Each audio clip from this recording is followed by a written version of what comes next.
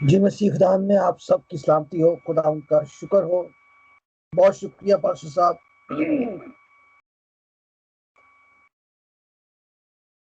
जी मेरी तस्वीर आ रही है कि नहीं? आ रही है कामरान भाई, आपकी तस्वीर आ रही है। जी जी बहुत शुक्रिया। आज हम खुदावंद के पाक कलाम में से कुछ देर के लिए गौर करेंगे। आज का जो मेरा मजमून है वो है हसद यानी जेलसी। हमने इस मजमून के ताल्लुक से बहुत दफा सुना होगा, सीखा भी होगा और जाना भी होगा। आज हम एक बार फिर इसके बारे में खुदावंद के पाक कलाम में से सीखेंगे। हम खुदावंद के पाक कलाम में से पढ़ेंगे पैदाइश की किताब 37 चैप्टर और उसकी जो आयत है वो है 11। यहाँ पर लिखा है, और उसके भाइयों को उससे हसद हो गया, लेकिन उसके बाप ने ये बात याद रखी। खुदावंद के पाक कलाम के पढ़े और सुने जाने पर खुदावंद की बरकत हो, खुदा का शुक्र हो।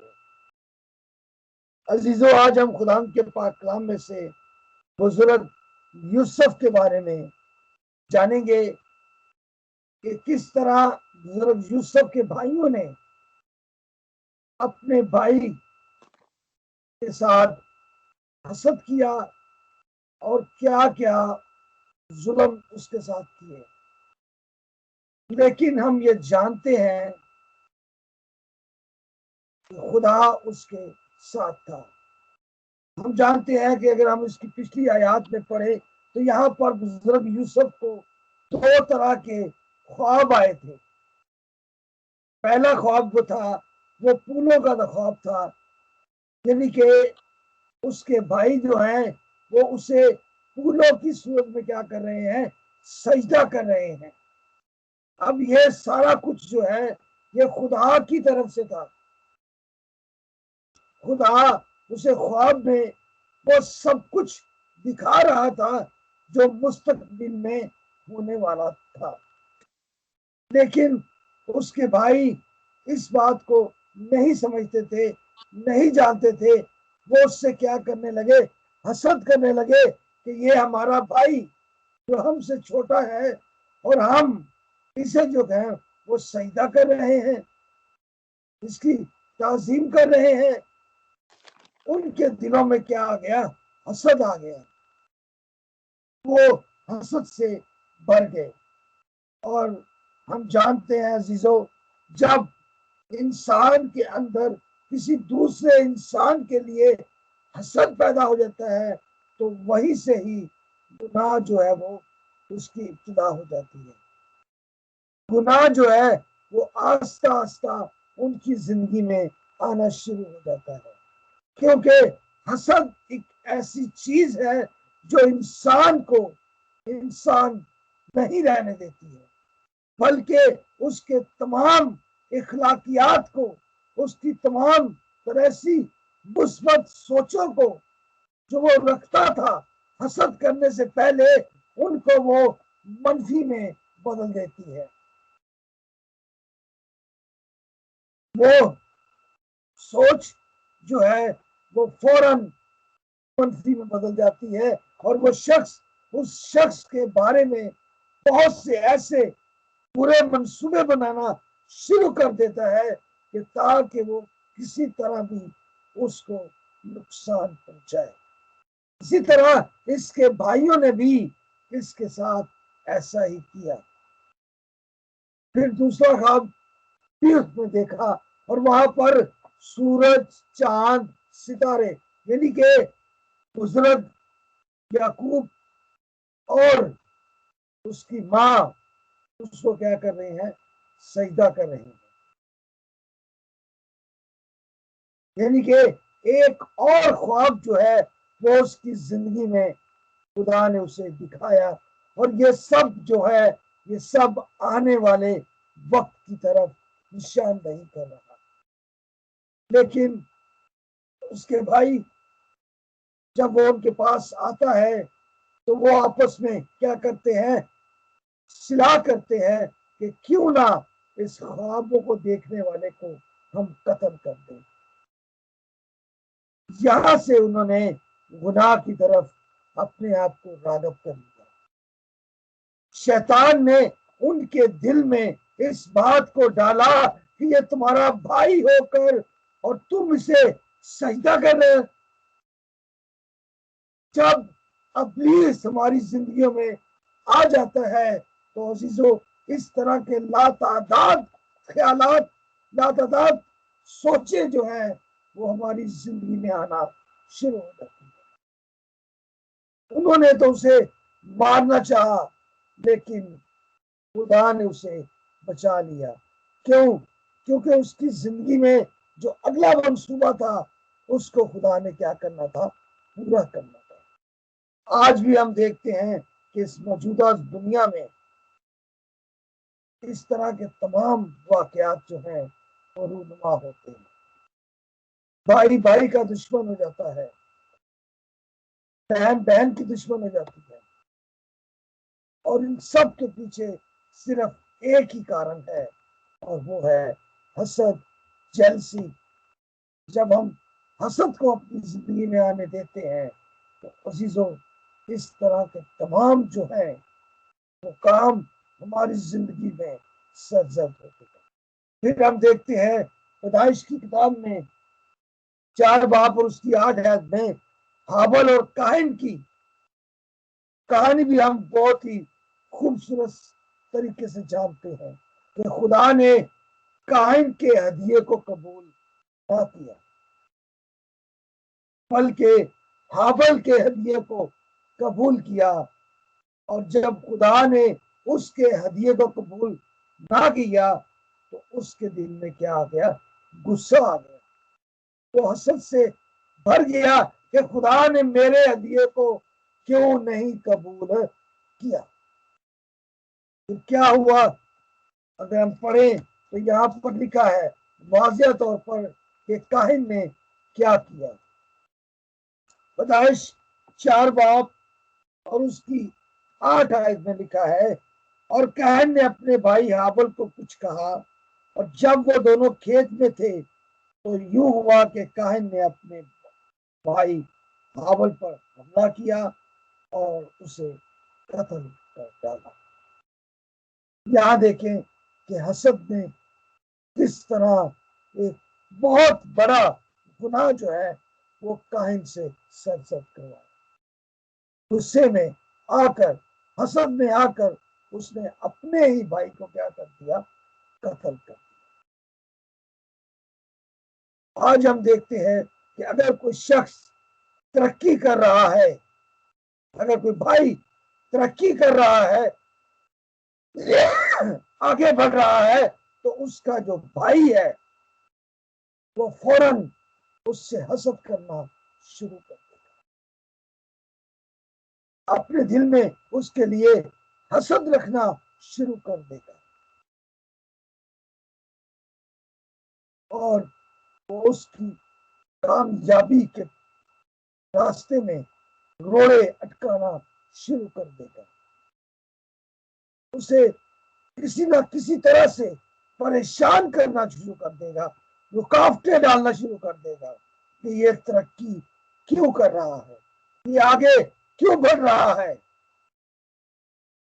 ये कामयाबी की सीढ़ियों पर क्यों चल रहा है। ताकि उसकी कामयाबी से खुश होगा, बल्कि हसद करेगा। हमें हसद नहीं करना चाहिए। अगर कोई शख्स कामयाबी के साथ अपनी जिंदगी को बसर कर रहा है, खुदा ने उसे सब कुछ अता किया है, तो हमें उससे खुश होना चाहिए, खुदा का शुक्र अदा करना चाहिए, ना कि हसद करना चाहिए।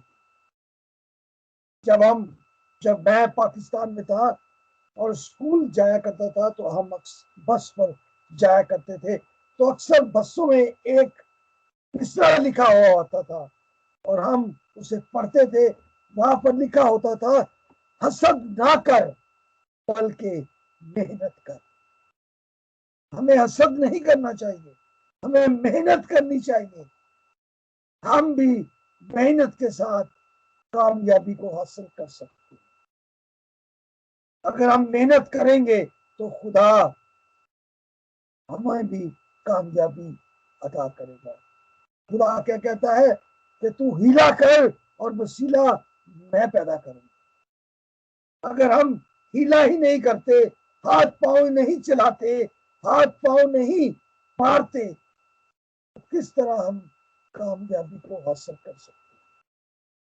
तो फिर हमारे दिल में हसद ही आएगा ना, गुस्सा ही आएगा, बुग़्ज़ आएगा, नफरत आएगी। और नफरत, हसद अजीजों गुनाह की इब्तिदा है। गुनाह का आगाज इससे ही होता है। हम देखते हैं कि जब उसने काइन ने अपने भाई से हसद किया तो उससे क्या सर्द हुआ, गुनाह सर्द हुआ और उसने अपने भाई को ही क्या कर दिया, कत्ल कर दिया। तो अजीजों, हमें इस बात पर गौर करना है और हमें सोचना है कि हमारी जिंदगियों में शैतान इस उसी मर्ज को ना आने दे, बल्कि हम जिस बात को अपने दिल में रखें वो बात कुरान के पाक कलाम में लिखी है। पहला क्रंथियों 13 बाब और उसकी 4 आयत में लिखी है, मोहब्बत हसद नहीं करती। जब हम एक दूसरे के साथ मोहब्बत रखेंगे, प्यार रखेंगे, हमारे अंदर मोहब्बत होगी, एक दूसरे के लिए एहसास होगा, एक दूसरे की इज्जत होगी, तो अजीजों कभी भी हमारे अंदर जो है तो हसद नहीं आने पाएगा, हसद हमारी जिंदगियों में नहीं आएगा। लेकिन जब मोहब्बत का फुकदान होगा, मोहब्बत नहीं होगी, एक दूसरे के लिए हमारी जिंदगियों में एहसास नहीं होगा, तो अजीजों हसद खुद ब खुद हमारी जिंदगियों में आ जाएगा। हमें उसको दावत देने की जरूरत नहीं पड़ेगी, बल्कि हमें मोहब्बत को दावत देनी चाहिए, मोहब्बत को अपनी जिंदगियों में आने देना चाहिए, क्योंकि मोहब्बत जो है वो हसद नहीं करती है। मोहब्बत हर एक के साथ प्यार और बाहम मिलकर रहने की तरगीब देती है, हमारी इस्लाह करती है, हमें आगे बढ़ाती है। तो अजीजों, आगे हम देखते हैं रोमियो 12 बाब और उसकी 21 आयत में देखें तो यहाँ पर भी अजीजों इसी बात के ताल्लुक से बयान किया गया है।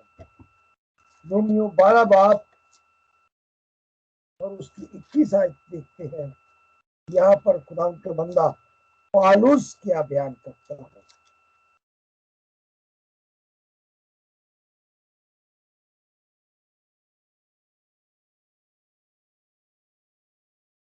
बदी से मगलूब ना हो, बल्कि नेकी के जरिया से बदी पर गाली पाओ।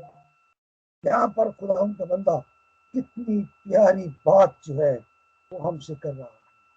कह रहा है बदी से मगलूब ना हो, यानी कि हसद के साथ किसी की बुरा सलूक ना करो, बल्कि नेकी के साथ बदी पर क्या हो, गालिब आओ। अगर वो हसद कर रहा है तो हम ये नहीं करेंगे कि हम भी उससे हसद करना शुरू कर दें, हम भी उसके लिए बदी के मंसूबे बनाना शुरू कर दें। खुदा का बंदा हमें ये नहीं सिखा रहा, हमें ये कह रहा है कि नेकी के साथ, नेकी के जरिया से बदी पर हमें क्या आना है, गालिब आना है। क्योंकि वो तो बुरा सोच ही रहा है, बुरा कर रहा है, हमें वैसा नहीं करना है। बल्कि हमें उसकी बेहतरी चाहनी है, हमें उसके लिए दुआ करनी है ताकि खुदा उस गंदी और गलीज वबा को, उस बुराई को उसकी जिंदगी से क्या कर दे, दूर कर दे, और मोहब्बत को, नेकी को उसके दिल में आने दे, ताकि वो भी खुदा के जलाल को, खुदा की बरकत को पा सके जिस तरह हम पा रहे हैं। हमें बदी के साथ किसी का सामना नहीं करना, बल्कि नेकी के साथ बदी पर गाली पाना। हमें काहिन की तरह अपने भाई को कत्ल नहीं करना, बल्कि सोचना है कि ऐसा क्यों हुआ हमारे साथ, खुदा हमें क्यों नहीं बरकत देता, खुदा हमें क्यों नहीं तरक्की देता, खुदा क्यों नहीं हमारी जिंदगी में खुशहाली बुलाता। इसके पीछे जो रीजन है, वजह है, what is the reason behind of this, we find it which reason behind this, इसके पीछे वजह क्या है, हमें उस वजह को तलाश करना है ताकि हम भी खुदा के हसूल से बरकत पा सकें, और खुदा हम सबको हसद से दूर रखे। खुदा कभी भी हमारी जिंदगियों में हसद को आने ना दे, बल्कि हमेशा हम एक दूसरे के साथ मोहब्बत रखें, एक दूसरे के साथ बेहतर तौर पर रहें, बेहतर तौर पर एक दूसरे के साथ चलें। खुदावंद आप सबको और मुझे ऐसा करने की तौफीक अता फरमाए। आमीन, आमीन, आमीन। Praise the Lord. बहुत शुक्रिया